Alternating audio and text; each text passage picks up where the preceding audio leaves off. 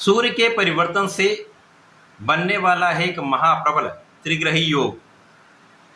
प्रिय दर्शकों, 15 जून को सूर्य अपनी राशि का परिवर्तन करके मिथुन राशि में प्रवेश कर रहे हैं, जहां पर पहले से ही बुध और गुरु का गोचर चल रहा है। इस प्रकार से 3 बड़े ग्रहों का जो अत्यंत विशेष है, इनका एक महाप्रबल त्रिग्रही योग का निर्माण होने वाला है। ये योग निश्चित रूप से कई महाराज योगों का प्रभाव देने वाला है, जो समस्त राशि के जातकों को कुछ विशेष लाभ प्रदान करेगा। जय श्री गणेश, नमस्कार। मैं आचार्य संजय द्विवेदी। मेरे समस्त प्रबुद्ध दर्शकों का मेरे चैनल पर हार्दिक स्वागत है। प्रिय दर्शकों, आज मैं मकर राशि के लिए सूर्य के राशि परिवर्तन का, इस त्रिग्रही संयोग का था कई महाराजों का जो बनने वाले हैं, उनका क्या प्रभाव प्राप्त होने वाला है, किन भाव में वृद्धि होगी, समय का कैसे आप लाभ ले पाएंगे, अथवा कहीं पर कोई समस्या या अवरोध है तो उसका क्या निराकरण, संपूर्ण विश्लेषण मैं पूर्ण तर्क के साथ करने जा रहा हूं। प्रिय दर्शकों, इस राशिफल को आप अपने लग्न तथा राशि दोनों के अनुसार देख सकते हैं। मकर राशि के लिए ये जो संयोग बन रहा है वो आपके षष्ठम भाव में बन रहा है। अब षष्ठम भाव एक त्रिक भाव है, निर्बलता का भाव है, रोग ऋण शत्रु का भाव है। यहाँ पर 3 ग्रहों का संयोजन त्रिग्रही योग बन रहा है। यहाँ पर भले ही बड़े बड़े राजयोग बनेंगे, उनका लाभ ना मिले, परंतु कुछ विशेष योग आपके लिए अत्यंत प्रभावी होने वाला है, आपके लाभ में वृद्धि अवश्य करने वाला है। मकर राशि के लिए सूर्यदेव आपके अष्टम भाव के स्वामी होकर षष्ठम भाव में गोचर करेंगे और सूर्य को कोई त्रिक दोष नहीं लगता है। गुरुदेव बृहस्पति यहाँ पर आपके द्वादश के स्वामी हैं तथा आपके लिए पराक्रमेश है, इनका गोचर आपके षष्ठम भाव में है। इसी प्रकार से बुध आपके भाग्य तथा षष्ठम के ही स्वामी होकर गोचर करेंगे।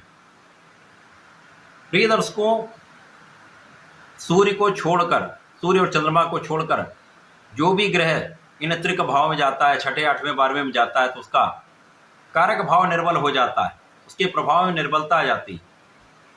अब बुध यहाँ पर 6वें भाव में होंगे, जो सेंसिटिव प्लेनेट हैं, तो निश्चित रूप से इनके कारक भाव में भी निर्बलता आएगी तथा ये जिस जिस भाव के स्वामी हैं उसका कुछ निर्बल प्रभाव आपको अवश्य प्राप्त होगा। अब क्योंकि बुध एकमात्र ऐसे ग्रह हैं जिनका इस जगत में समस्त कार्यक्षेत्र में अपना संपूर्ण प्रभाव है, बुध के बिना कोई कार्यक्षेत्र संभव नहीं है। इसी प्रकार से मकर राशि के लिए भाग्य के स्वामी है, उनका गोचर 6वें भाव में होगा। निश्चित रूप से स्वभाव की निर्बलता यहाँ पर प्राप्त होने वाली। परंतु यदि यहाँ पर हम स्त्रियों को देखें तो यहाँ पर सूर्य और गुरु दोनों विपरीत राजयोग में भी हैं, जिसके कारण आपको विपरीत परिस्थितियों में भी कुछ विशेष और कुछ बड़े लाभ प्राप्त हो सकते हैं। इस समय में सर्वप्रथम तो आपके शत्रुओं का विनाश निश्चित है। कोई शत्रु आपके सामने ठहर नहीं सकता, किसी प्रकार का कोई आपका हानि का योग नहीं बनता। इस समय में कानूनी समस्या में आपकी विजय निश्चित है। इस समय में विदेश से एक अच्छा लाभ आपको प्राप्त होगा। इस समय में कार्यक्षेत्र में आपको नए अवसर अवश्य प्राप्त होंगे। इस समय में जो जातक नौकरी के लिए प्रयत्न कर रहे थे उनका काम बनने वाला है, जो जातक ऋण के लिए प्रयास कर रहे थे उनका काम बनने वाला है, यहाँ पर कोई संदेह नहीं। थोड़ा सा प्रयास सही दिशा में किया जाएगा, आपको सफलता अवश्य प्राप्त होगी। आपको शासन प्रशासन से, प्रशासनिक सेवाओं से, सरकार से, सरकारी तंत्र से एक अच्छा लाभ देने वाला है। तो केवल आपको अपने परिश्रम को बढ़ाना है, सही दिशा में प्रयास करना है। इसी प्रकार से जो व्यापारी गण हैं उनके व्यापार का विस्तार होगा। सोच समझ कर इन्वेस्टमेंट करें, विचार करके काम करेंगे तो समस्याएं कम से कम होंगी। अब क्योंकि वाणी की कारक बुध हैं तो यहाँ पर वाणी का क्षय अवश्य होगा, तो वाणी पर नियंत्रण रखें, सोच विचार कर बोलेंगे तो विवाद कम होंगे। इस समय में धर्म का अनुकरण आपको करना चाहिए, क्योंकि हो सकता है पूजा पाठ में आपका मन ना लगे, हो सकता है आप पूजा पाठ ना कर पाएँ, तो ध्यान देंगे, धर्म के मार्ग पर चलेंगे, अपने इष्ट का ध्यान करेंगे, समस्याएं भी कम होंगी। इस समय में आपके रोगों से आप मुक्त रहेंगे, समस्याएं कम होंगी। आकस्मिक लाभ का योग यहाँ पर अवश्य बने, चाहे वो आपकी पेरेंटल प्रॉपर्टी से हो, परिवार के सहयोग से हो, लेकिन कुछ धन की प्राप्ति संभव है। इस समय में जो जातक पढ़ाई कर रहे हैं उनका मन कुछ कम लग सकता है, ध्यान दें, परिश्रम पूर्ण करें, तो रिजल्ट भी अच्छा प्राप्त होगा। यहाँ पर अपने आत्मबल को प्रबल करते हुए आप यदि प्रयास करते हैं तो प्रतियोगिता परीक्षा में भी आपको सफलता मिलेगी, परंतु हो सकता है एक्सपेक्टेड रिजल्ट ना मिले, हो सकता है उतने अच्छे परिणाम की प्राप्ति ना हो, परंतु आप अपने प्रयास निरंतर करते रहें। यहाँ पर आपकी यात्राएं आपके लिए अच्छी हो सकती हैं, यात्राओं से आपको लाभ मिल सकता है। अनावश्यक यात्राओं से आप बचें, क्योंकि अनावश्यक यात्राओं से शारीरिक कष्ट भी होगा, बिना कारण से व्यय भी होगा।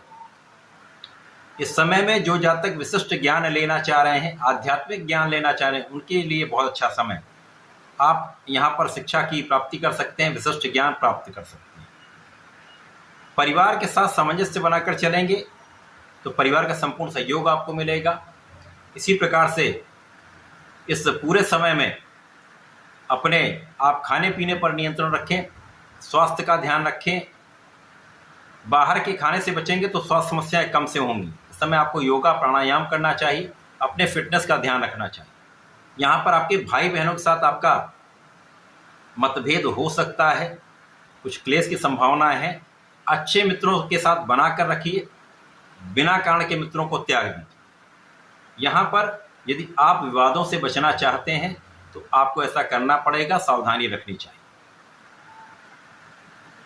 सूर्य का परिवर्तन आपके षष्ठम भाव में होकर नई स्थितियां आपके लिए बनाने वाला है, नए अवसर आपको प्रदान करने वाला है, अच्छे अवसरों की प्राप्ति संभव है। सोच विचार कर यदि काम करते रहेंगे, विवेकशील निर्णय लेंगे, जल्दीबाजी नहीं करेंगे तो समस्याएं कम होंगी, लाभ अधिक प्राप्त होगा। इसी प्रकार से बुध चूंकि बुद्धि के भी कारक हैं, वाणी के भी कारक हैं और इस जगत के समस्त क्षेत्र में उनका प्रभाव है, तो यहाँ पर कुछ निर्बल हैं। अतः आप अपना परिश्रम बढ़ा दें तो सफलता की प्राप्ति भी होगी, लाभ भी बढ़ेगा। इस समय में आपको गणपति जी की आराधना करनी चाहिए। गणपति स्तोत्रम का पाठ करेंगे, संकट दूर होंगे तथा ओम गंग गणपतये नमः का एक माला का जप अवश्य करें। प्रत्येक शनिवार को भगवान भोलेनाथ पर जलार्चन करें। दूर्वा का अर्पण करेंगे तो विशेष लाभ आपको मिलेंगे, बुद्धि बल तीव्र होगा तथा समस्याओं का समाधान भी हो। तो ऐसा करके इसका लाभ लें। धन्यवाद, नमस्कार।